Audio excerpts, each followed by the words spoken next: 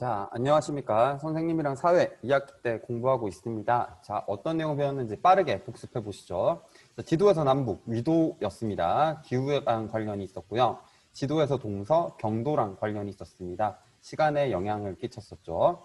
자, 세계지도와 지구본의 차이점 기억하시죠? 세계지도는 한눈에 볼 수 있지만은 실제랑 왜곡이 생기고 지구본은 실제랑 비슷한 대신에 한눈에 볼 수 없다. 그리고 디지털 영상지도가 있었다. 자, 5대양 6대륙도 공부했습니다. 6대륙, 6개 대륙 이름 꼭 기억해 주시고요. 5개 대양 이름도 잊지 말고 기억해 주시면 되시겠네요. 자, 땅의 크기 공부했었습니다. 러시아가 제일 컸고, 캐나다, 미국, 중국, 브라질, 호주 순이었습니다. 자, 그리고 기후 공부했습니다. 날씨랑 구분해서 알아두셔야 되죠. 일정 지역에 오랫동안 걸쳐서 나타난 평균적인 날씨였었습니다.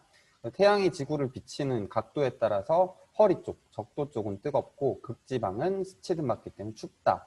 그래서 기후를 5가지로 나눠서 살펴보고 고산기후까지 알아봤었습니다. 열대기후는 밀림 생각하시면 됐고요. 정글, 건조기후는 사막, 온대기후는 우리나라, 냉대기후는 우리나라보다 조금 더 추운 북한 정도 생각하시면 되고요. 한대기후는 극지방 생각하시면 된다고 얘기했었습니다. 자, 오늘 공부할 내용은 46쪽입니다. 세계의 여러 나라 사람들의 다양한 생활 모습을 살펴봅니다. 세계의 여러 나라에서 다양한 생활 모습이 나타나는 까닭을 생각해봅니다. 자, 세계 여러 나라의 다양한 삶의 모습을 살펴볼 겁니다. 사람들이 어떻게 사는지 볼 거고요. 이게 기후랑 어떤 관련이 있는지, 지형, 우리가 배웠던 거랑 어떤 관련이 있는지 살펴보겠습니다. 사회과 부도 66쪽에서 68쪽 내용이랑 이제 겹치니까 같이 보시면 좋을 것 같고요. 먼저 의식주부터 한번 살펴보시죠. 옷의 형태나 소재가 나라마다 다른 까닭은 무엇일까? 자, 케냐, 인도, 북극지방 나와 있습니다. 한번 옷을 살펴볼까요? 마사이족은 특색의 장신구를 걸치고 마사이족을 상징하는 붉은색 체크무늬의 천을 두른 화려한 옷을 입는다. 이 옷 이름이 시카라고 하네요. 자, 옷이 지금 보니까 되게 얇고 팔 다리는 드러내는 경우가 많네요. 아마 옷을 입는 것도 이 지역이 케냐, 아프리카에 속하고 적도 부근이라는 걸 생각을 해보면은 아마 엄청나게 덥기 때문에 얇은 옷 한 개 걸치고 아마 태양을 가릴 용도로 사용을 하는 것 같습니다. 2번 인도 쪽 가보시죠. 사리는 긴 천을 몸에 돌려서 입는 옷으로 한 장의 천을 자르고 바느질하는 것을 좋지 않게 여기는 힌두교의 영향으로 만들어졌다. 자, 아까 전에 왔던 케냐랑 비슷한 위도쯤에 있다 보니까 덥기 때문에 간단하고 얇은 옷을 입습니다. 여기는 힌두교를 믿는데요. 이 종교에서는 천을 자르거나 바느질하는 것에 대해서 부정탄다라고 생각을 한대요. 그래서 길게는 10m 정도 되는 천을 이렇게 몸에다가 층층 감아서 입는 사리라고 하는 옷을 입는다고 하네요. 자, 그리고 북극지방 이누이트족의 옷입니다. 추위를 이기기 위해 바다 표범이나 술로 북극곰의 가죽으로 만든 옷이다. 자, 이쪽은 지금 극지방이죠. 그러다 보니까 지금 한대기후, 완전히 눈이 펼쳐져 있는 땅이네요. 자, 이런 지역에서 살다 보면은 1년 내내 너무 추울 겁니다. 심지어 여기 살면 감기가 안 걸린대요. 감기균도 어느 정도 온도가 따뜻해야지 살아남는데 여긴 너무 추워가지고 감기균 자체가 살 수가 없다고 하더라고요. 그래서 세균도 살 수 없는 어마어마한 추운 지역이다 보니까 사람들은 당연히 가죽을 여러 겹 껴입게 되겠죠. 그래서 4번 바다표범, 술록, 북극곰의 가죽을 말려가지고 입는 이 아노락이라고 하는 옷을 입는다고 하네요. 이렇게 위치, 그러니까 위도에 따른 온도차에 따라서 사람들의 옷 입는 풍습 자체도 달라집니다. 적도에 가까워질수록 얇아질 거고요. 극지방에 가까워질수록 두꺼워지겠죠. 자, 이게 다른 나라도 가보면요. 스코틀랜드 같은 경우에는 킬트를 입는다고 합니다. 이 킬트라고 하는 거는 지금 요거거든요.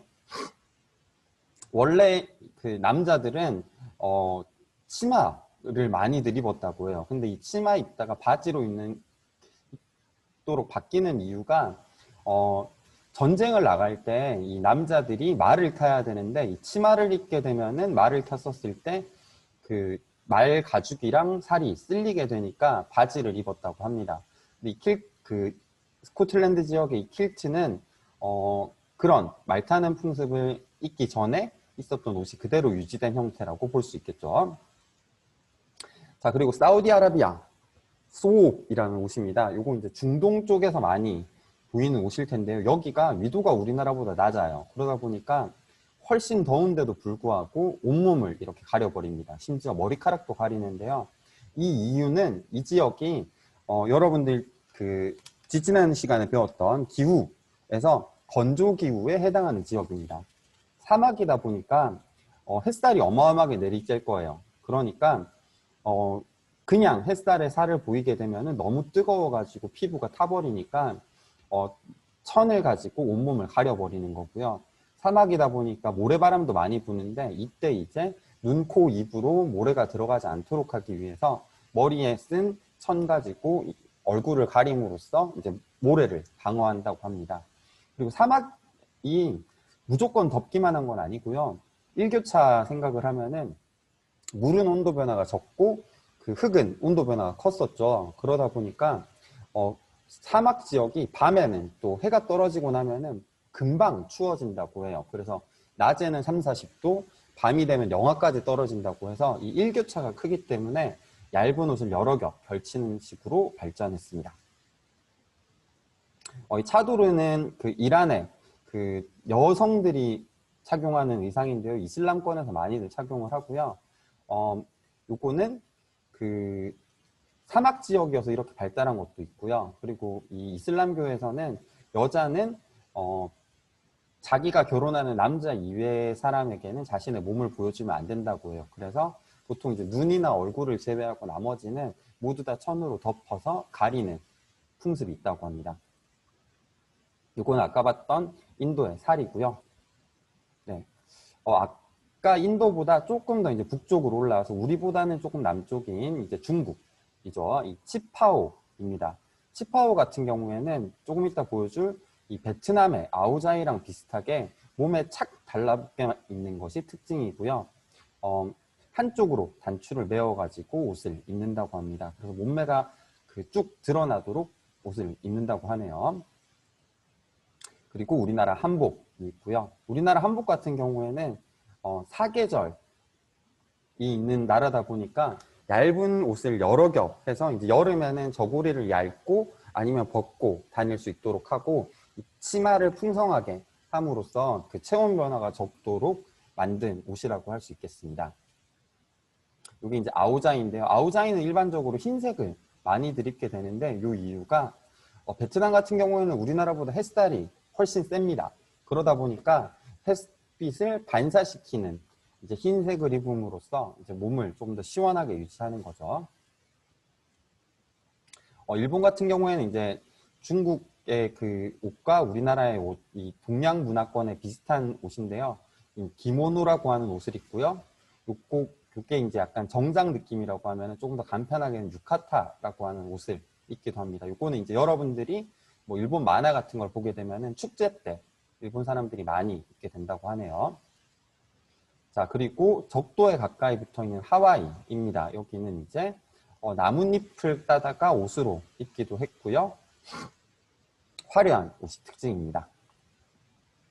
자, 멕시코의 레보스인데요. 요 옷 같은 경우에는 이제 뭐 그 옷보다는 이 모자가 포인트입니다. 이 멕시코는 우리나라보다 위도가 낮기 때문에 햇살이 어마어마하게 세고요. 그러다 보니까 이 햇살을 내가 어떻게 피할 수 있을까를 고민을 하면서 고안된 것이 바로 이 모자라고 할 수 있겠습니다. 모자의 창이 우리가 알고 있는 다른 모자들보다 훨씬 크죠. 이걸 이용해서 햇살을 가림으로써 쾌적하게 생활할 수 있도록 한 거죠. 자, 이거는 페루인데요. 페루 같은 경우에는 적도 부근이긴 하지만은 고산지대입니다. 그 지대가 상당히 높기 때문에 매우 체온을 보호할 필요가 있었고요. 그래서 얇은 옷을 가지고 이렇게 걸치고 다니면서 체온을 유지를 했다고 합니다. 여기까지 의복 살펴보았습니다. 자, 그리고 이제 식생활 한번 살펴보시죠. 자, 터키의 케밥입니다. 케밥은 터키의 대표적인 음식으로 양고기를 작게 썰어서 구워 먹는 음식이다. 케밥은 터키 건데요. 요즘에 이제 우리나라에서도 많이 있죠. 이거 쉽게 얘기하면은 닭꼬치 같이 꼬치 요리라고 생각을 하면 됩니다. 요거는 양고기를 먹는다는 게 특징인데요. 우리나라 사람들은 양고기를 사실 많이 먹진 않는데 다른 나라 같은 경우에는 우리나라에서는 돼지고기를 많이 먹는 반면에 이쪽에서는 그 돼지고기보다는 양고기, 소고기 같은 것들을 일반적으로 많이 먹게 되고요. 초원이 발달해서 그걸 기르기가 더 쉬워서이죠. 작게 썰어서 구워 먹는다고 합니다. 이게 한 개 굵기가 여러분들이 생각하는 닭꼬치보다 조금 더 크다고 보시면 돼요. 자, 그리고 마오리족 항이 한번 보시죠. 화산지대의 특성을 이용해 땅속에 구덩이를 파고 찜통에 고기와 채소를 넣고 수증기로 익혀내는 요리다. 이 뉴질랜드 같은 경우에는 그 태평양 주변의 화산지대에 발달이 되어 있습니다. 그래서 실제로 활동하고 있는 온천 이런 것들이 많이 있는데요. 그러다 보니까 땅을 파면 뜨거운 기운이 느껴지는 곳이 있었대요. 그래서 마오리족은 자신이 먹을 음식들을 그냥 땅에다 파묻어 버리면은 얘가 익어가지고 나왔기 때문에 그렇게 먹는 방식의 이 항이를 썼다고 합니다. 요즘에는 그래서 크고 뜨거운 돌을 옆에다 두고 그쪽에 근처에다가 이제 먹을 걸 얹어주면서 자연스럽게 익혀 먹는 식습관이 아직까지 유지가 된다고 하더라고요. 자, 그리고 멕시코의 음식 타코입니다. 주변에서 쉽게 구할 수 있는 옥수수를 말린 후 이것을 가루로 만들어 반죽해 납작하게 구운 요리이다. 타코 안에 채소나 고기를 넣고 싸서 먹는다. 멕시코 쪽에서는 이 옥수수가 많이 잘 자란다고 해요. 그래서 이 옥수수를 빻아가지고 말린 다음에 그 밀가루처럼 만들어서 얇게 펴내면 그게 이 껍질, 타코가 되고요. 이 타코 안에다가 자기가 먹을 것들을 넣어가지고 먹는 방식으로 음식을 한다고 합니다. 이런 조리법을 타코 요리라고 합니다. 자, 다른 나라의 식생활도 한번 살펴볼게요. 독일 같은 경우에 소시지로 유명하죠. 이렇게 이제 돼지고기를 그 돼지 창자에다가 얇게 썰어서 넣어가지고 소금을 간을 해서 이제 먹는 음식인데 훈제를 하기도 하고요. 우리나라의 순대랑 비슷하다고 보시면 돼요. 자, 이탈리아는 여기 밀이 많이 생산되는 지역이기 때문에 이 밀이랑 계란을 이용해서 면발을 만들고요. 이걸 가늘고 길게 뽑아내면은 스파게티, 그리고 이걸 다양한 방법으로 찍어내게 되는데 뭐 짧고 동그랗게 구멍을 내서 만들면은 마카로니 뭐 이런 식으로 이제 하게 되는데 이런 모든 밀가루랑 계란을 조합하는 면을 파스타라고 부릅니다. 요거를 뭐 오일이라거나 다른 소스에다가 버무려서 먹게 되죠. 터키는 아까 얘기했던 케밥이고요. 요렇게 이제 양고기를 얹어가지고 켜낸 다음에 이걸 잘라가지고 다른 데다가 싸서 먹게 됩니다. 인도 같은 경우에는 그 지역이 조금 더 남쪽에 있다 보니까 향신료들이 많이 자란대요. 그래서 그 카레의 원료인 뭐 강황 같은 것들, 후추 같은 것들이 많이 자라서 그런 향신료를 강하게 쓰는 음식들이 있다고 하네요. 그리고 밀가루가 많이 나는 지역이기 때문에 이 밀가루를 반죽을 해서 그 탄두리라고 하는 화로에다가 구워내서 먹는 난이라는 것을 주로 먹습니다. 이 얇은 이 난과 카레를 먹다 보니까 이걸 손으로 뜯어가지고 그냥 찍어 먹는 방식으로 손으로 사람들이 요리를 많이 먹는다고 하더라고요. 뭐 유럽에서는 뭐 포크랑 나이프 이런 걸 쓰고 우리나라는 수저를 쓰죠. 인도 사람들은 그냥 손을 이용해서 먹는다고 합니다. 중국은 이제 딤섬 발전을 했고요. 몽골 지역에서는 이쪽 같은 경우에는 이제 그 풀이 거의 자라지가 않아요. 그러다 보니까 유목민족들이 많이 살고 있고요. 그래서 고기를 이렇게 쪄서 먹는 방식 요리가 발달했다고 해요. 베트남 같은 경우에는 포라고도 하는데요. 쌀국수죠. 그 동남아시아랑 우리 아시아 쪽이 쌀이 많이 생산되는 지역인데요. 우리나라 쌀이랑 다르게 이 베트남 쌀 같은 경우에는 조금 그 쌀 종이 다르다고 해요. 그래서 쌀을 갈아가지고 펴내면은 면처럼 이렇게 만들어진다고 하더라고요. 무슨 밀가루처럼요. 그래서 이 쌀로 면을 만들어서 먹는 게 발달했다고 합니다. 특히 이 남쪽으로 갈수록 햇살이 세고 뜨겁다 보니까 음식이 잘 쉰대요. 그러다 보니까 이 쉬는 음식들을 막기 위해서 간을 세게 한다거나 다양한 조미료를 쓴다거나 해서 다양한 향이 난다고 하네요. 우리나라입니다. 우리나라 같은 경우는 산이 발달을 했기 때문에 옛날에는 이 산에서 나오는 나물들을 많이 먹었다고요. 그래서 밥이랑 이 나물들을 얹어가지고 비빔밥을 많이 먹었고요. 그리고 김치. 우리나라는 겨울 동안 먹을 게 없죠. 그러다 보니까 가을에 생산된 것들을 소금에 절여가지고 땅에다 묻어둬서 먹을 게 따로 나지 않는 겨울 기간 동안에도 먹을 수 있도록 보관하는 방식이 필요했습니다. 그래서 김치가 발달을 하게 되었죠.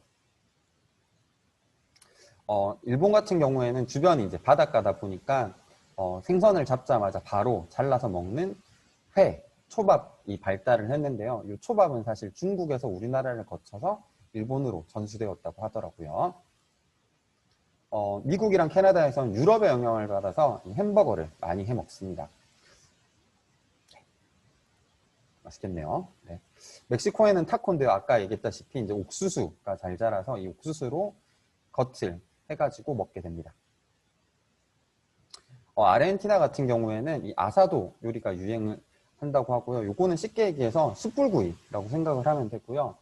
숯불구이인데 요 아사도의 조리법의 특징은 그냥 한 마리를 채로 내장 덜어내고 한 마리를 채로 익혀가지고 같이 나눠 먹는다고 하더라고요. 자, 마지막으로 주생활 한번 살펴보시죠. 나라마다 집을 짓는 재료나 집의 모양이 다른 까닭은 무엇일까? 자, 여기 지금 세 군데 한번 가보겠습니다. 그리스의 산토리니 마을인데요. 주변에서 구하기 쉬운 석회암으로 집을 짓는다. 하얀 집은 강한 햇볕을 반사해 집안이 더워지는 것을 막아준다. 자, 지중해에서는 우리나라 여름, 가을처럼 햇살이 엄청나게 세다고 합니다. 그래서 이 햇살을 반사시키는 재료가 필요했고, 그래서 집을 하얗게 색칠을 한다고 합니다. 자, 몽골의 게르 한번 보시죠. 나무와 천막을 이용해 쉽고 빠르게 조립 또는 분해할 수 있어 가축과 함께 자주 이동해야 하는 유목 생활에 유리하다. 자, 몽골 사람들은 여기 초원에서 그 소나 양 같은 것들을 풀어가지고 먹이고, 걔네들이 이 풀을 다 뜯어먹고 나면은 다른 지역으로 이동하는 유목 생활을 합니다. 그러다 보니까 집이 계속 이사를 다녀야 되는 거예요. 그래서 조립식 집, 그러니까 쉽게 얘기해서 큰 텐트를 들고 다닌다고 해요. 이 텐트의 이름이 게르인 거고요. 자, 그리고 파푸아뉴기니 가보시죠. 여기 이제 적도 부근이 되겠네요. 주위에서 쉽게 구할 수 있는 나무와 풀로 집을 짓는다. 땅에서 올라오는 열기와 습기를 피해 바람이 잘 통하게 하고 우기 때에 물이 차오르는 것을 대비해 나무 기둥을 세워 집을 짓는다. 자, 파푸아뉴기니의 고산가옥 같은 경우에는 나무와 풀로 집을 짓는데, 여기가 열대 지역, 엄청나게 뜨거운 곳이다 보니까 열기가 계속 올라올 거예요. 그래서 집을 이렇게 땅이랑 떨어뜨려 놨고요. 그리고 스콜이라고 하는 열대성 폭우가 내릴 때가 있기 때문에 그때 집이 쓸려 내려가면 안 되니까 땅에서부터 한 1m 정도 거리를 띄워서 이렇게 집을 짓는다고 합니다. 그리고 영상으로도 한번 보시죠. 자연 환경에 따라 집의 모양이 어떻게 달라지는지 알아봅시다. 먼저 한대기후 지역의 집 모양을 볼까요? 한대기후 지역에서는 얼음으로 지어진 이글루를 볼 수 있습니다. 다음은 냉대기후 지역입니다. 냉대기후 지역에서는 통나무로 만든 통나무집을 볼 수 있습니다. 다음은 온대기후 지역입니다. 온대기후 지역에서 지중해의 가옥을 살펴볼까요? 이곳에서는 하얀색 벽으로 된 집을 볼 수 있습니다. 다음은 건조기후 지역입니다. 건조기후 지역에서는 비르와 진흙집을 볼 수 있습니다. 마지막으로 열대기후 지역입니다. 열대기후 지역에서는 물 위에 있는 집인 수산가옥을 볼 수 있습니다.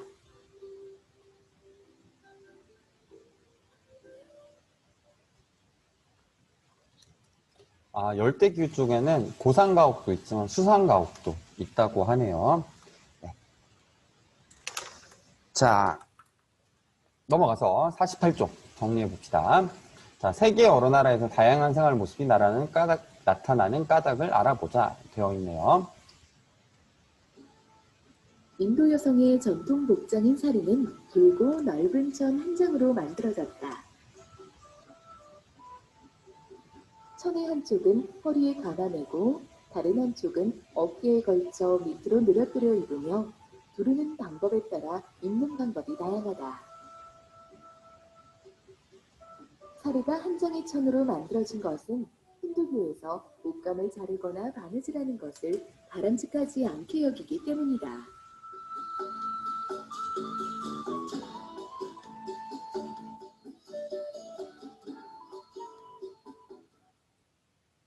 자, 인도 여성들은 사리를 입고 요 이유는 힌두교에서 종교적 가르침을 따르기 때문에 이제 옷을 자르지 않고 하나의 천으로 옷을 만들어서 입는다고 합니다. 이렇게 사람한테 영향을 끼치는 것들을 이제 환경이라고 부르는데요. 자연적인 영향 때문에 사람이 그 생활 모습이 생기는 것을 이제 자연 환경이라고 하고요. 지금 얘기한 힌두교, 뭐 종교의 가르침 이런 것 때문에 사람들의 삶의 모습이 달라지는 것을 사람이 만든 환경이다라고 해서 인문 환경이라고 부릅니다. 자연 환경과 인문 환경은 구분해서 이해해 주시면 좋을 것 같아요. 자, 이어서 케밥 보도록 하겠습니다. 케밥은 얇게 썬 고기 조각을 구워 먹는 터키의 대표적인 요리이다.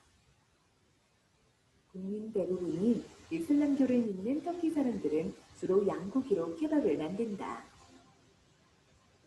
초원지대와 사막 지역에서 유목 생활을 하던 유목민들이 육류를 쉽고 간단하게 먹으려고 조각 내어 구워 먹던 것에서 비롯되었다.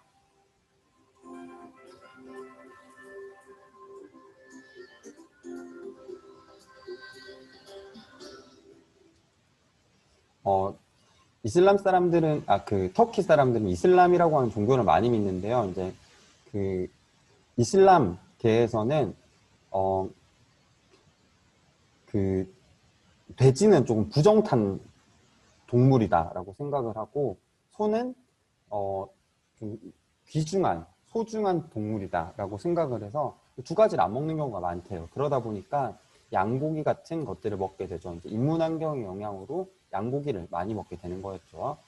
그래서 이런 육류를 쉽고 간단하게 먹으려고 그 고기 덩어리를 칼로 아까 보시던 것처럼 썰어가지고 싸먹습니다. 이게 이제 케밥입니다.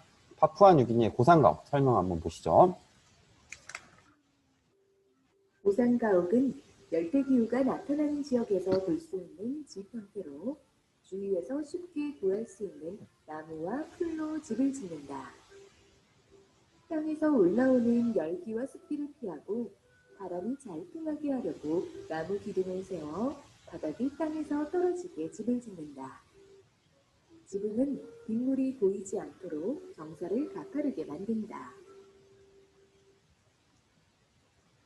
네, 열대기후가 있는 지역에서 그 땅에서 올라오는 열기 습기를 피하려고 바람이 잘 통하게 해서 기둥을 세워서 집을 짓는다고 하네요.